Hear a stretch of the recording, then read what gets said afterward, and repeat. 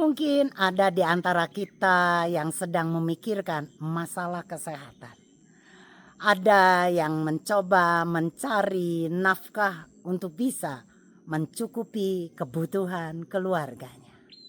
Ada mungkin yang lagi berjuang dengan kepahitan hidup karena dikhianati oleh orang-orang yang terdekat. Atau mungkin ada yang sedang mengalami kesedihan karena ditinggal oleh orang-orang yang terkasih. Apapun masalah yang sedang Anda alami, percayalah Tuhan itu tetap baik bagi kita. Saudara, mungkin kita tidak selalu harus memikirkan masalah persoalan kita. Kita hari ini ditantang bukan saja melihat persoalan dan masalah yang ada dalam hidup kita sehingga rasanya hidup kita sumpek dan gelap.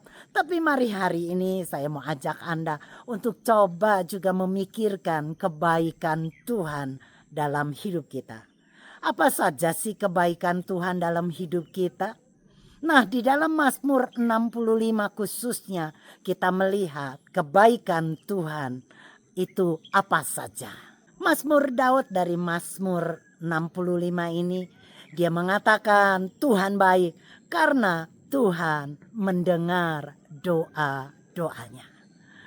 Saudara, waktu kita punya masalah, kita punya persoalan, kita berbeban berat. Kita seneng banget kalau ada orang yang mau mendengar keluh kesah kita, betul ya? Wah, rasanya menjadi sebuah penghiburan kalau ada teman yang mau mendengarkan celoteh kita, salah kita, persoalan, kepahitan kita. Kita akan seneng banget dan bersyukur, berterima kasih kalau ada orang yang mau peduli dan mau mendengarkan kita.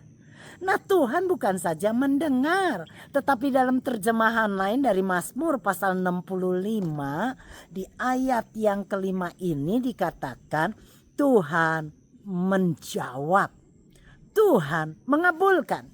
Jadi Tuhan bukan saja mendengar tetapi dia menjawab dan mengabulkan doa-doa kita. Dengan apa Tuhan kabulkan doa kita? Kita membaca di ayat selanjutnya dengan berbuat hal-hal yang ajaib.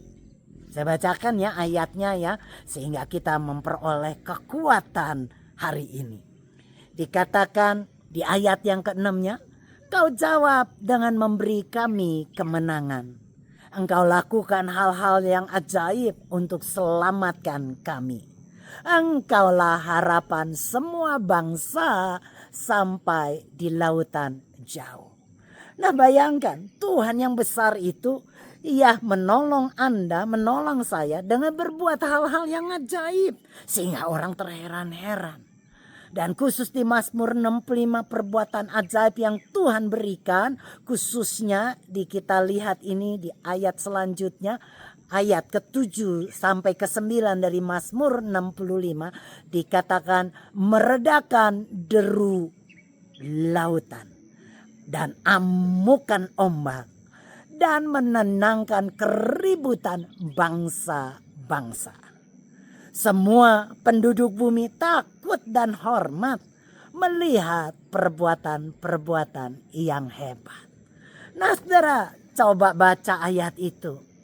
Ya, menjadi sebuah penghiburan banget buat kita kalau Tuhan menjawab doa kita dengan berbuat hal-hal yang ajaib. Dan kita melihat contohnya di bangsa Israel bagaimana Tuhan berbuat hal-hal ajaib ya dengan apa? Meredakan deru lautan.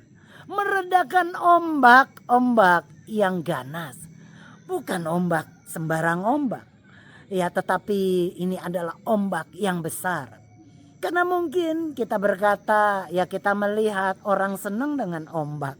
Ya, anak-anak kecil bisa berlarian di pantai, di lautan pada waktu ombak datang menerjang. Kita juga melihat para selancar bisa bermain di ombak di lautan. Tetapi bagaimana dengan ombak yang ganas yang bisa meluluh lantakkan semua yang dilalui. Seperti tsunami yang pernah kita lihat dan kita alami.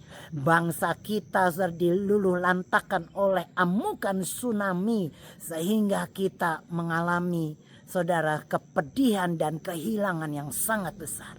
Saudara, tidak ada yang bisa menahan atau saudara bisa ya mengatasi ombak yang besar. Hanya Tuhan, Dia sanggup buat keajaiban. Saudara, ombak ini tentunya bukan hanya sekedar ombak yang kita lihat di lautan, tetapi ombak ini juga bisa ya berbicara tentang masalah persoalan kita. Ombak yang menerpa hidup kita, yang membuat kita menjadi takut, yang membuat kita menjadi gelisah, yang membuat kita menjadi khawatir. Bahkan mungkin kita takut dan binasa. Kita berkata ada ombak besar dalam hidup kita. Mungkin ombak itu berupa keributan dalam rumah tanggamu. Hubungan suami istri yang retak karena ada orang ketiga. Penyakit yang divonis dokter tidak atau belum ada obatnya. Wow, atau mungkin kita juga lagi bertahan dan memikirkan apakah kita sanggup menghadapi ya masalah dan persoalan yang berat ini. Apakah kita punya kemampuan untuk mengalami atau menghadapi masalah ini. Saudara, apapun yang sedang kita alami ombak dalam hidup kita. Saudara, itu mungkin ombak yang membuat kita menjadi cemas dan takut. Percayalah, Tuhan kita sanggup buat hal yang ajaib dengan meredakan ombak dalam hidupmu. Katakan amin. Setiap kita tentunya punya ombak yang berbeda satu dengan lainnya. Ada orang yang berkata, ombak hidupku yang menakutkan adalah penyakit kanker. Atau mungkin sebagian berkata, ombak hidupku adalah suamiku yang sedang meninggalkan aku. Ombak sebagian orang mungkin berkata, ombak dalam keluargaku adalah keuangan yang lagi morat-marit.